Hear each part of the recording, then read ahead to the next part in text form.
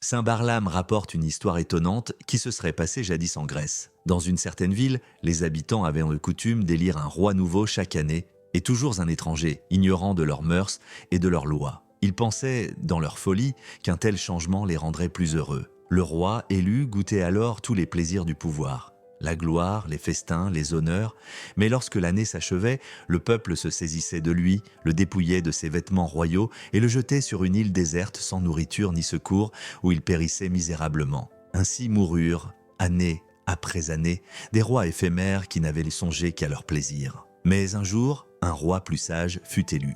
Dès le début de son règne, il voulut comprendre le sort de ses prédécesseurs.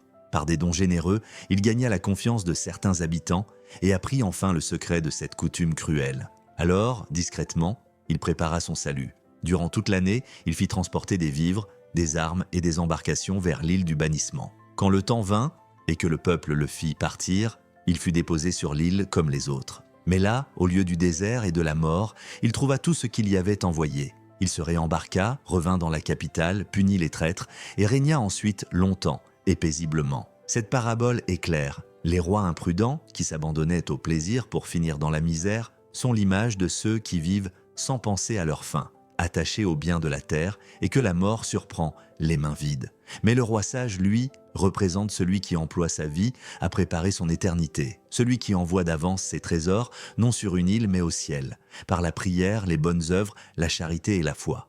Quand la mort vient, le démon est impuissant contre lui et l'âme fidèle entre dans la vraie royauté, celle de la vie éternelle,